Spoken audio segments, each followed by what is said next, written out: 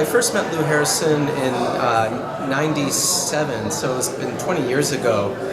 It was the summer, and I just finished my bachelor's degree in my hometown of Detroit. One of my voice teachers said, "Oh, you should go to Dartington Summer School in England. There's this composer named Lou Harrison teaching some classes." And so the choir I was in was doing a tour of England. After the tour, I decided not to come back to Detroit and to stay in England and take his classes. Then I finally got to this summer camp and got to meet him, and he was just a huge influence. So when Edward proposed this collaboration, the Mass for St. Cecilia's Day was the natural work to kind of take up as the partner piece for which Edward would write.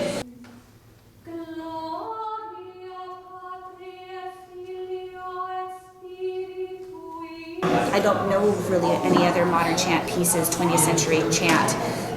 Usually if you're singing chant, which we do very rarely as 20th century choral musicians, we're singing medieval chant.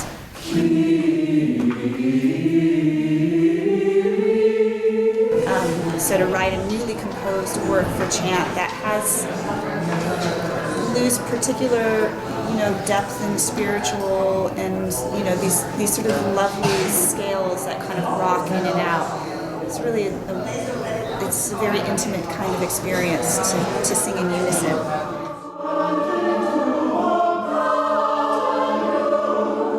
The whole idea of the Lou Harrison 100 Thingamajigs 20 project is to not only celebrate Lou's works, but also compose or commission new works in the same tuning or the same instrumentation, in hopes that more people will play Lou's work because there'll be more works in some of these unusual instrumentations. In this piece I also used harp because in the Mass for St. Cecilia it specifically calls for harp. Lou loved harp.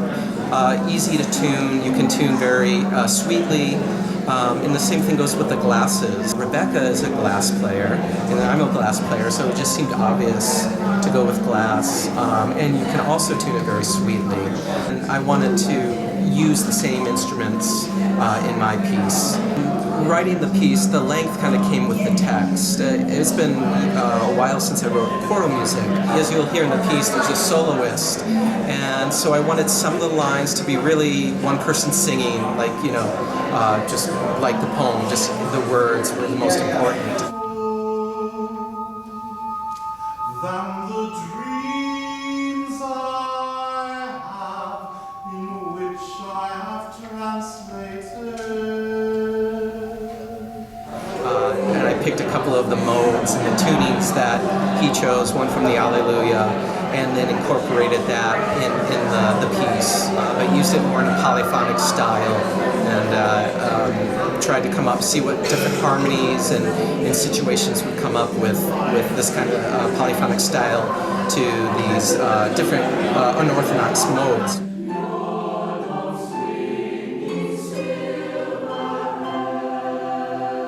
The mode just sort of washes over you, and the fact that the whole melody is just in this one, all in this one space. It helps that it's high, so like I have to sort of push myself to reach the climax of the melody, and that sort of helps me push emotionally as well. To finish telling the story. Edward took those melodic ideas that Lou presents in his unison writing and gave it more texture and an almost sort of polyphonic kind of structure, which it retained all of Lou's musical proclivities, but then added to it by giving it a little bit more depth and overlay. I think the timing just kind of set itself. I just used the words.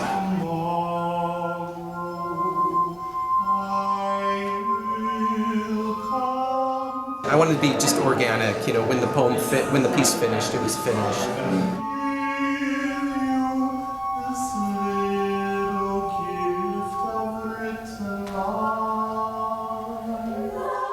So So it really is a partner piece. It's both Lou and Edward, which has been really delightful to see. It's almost like Lou's still living onward in other composers and the composers that he's inspired and mentored. If I have never met Lou, honestly, I'm not sure where or what I would be doing at this point.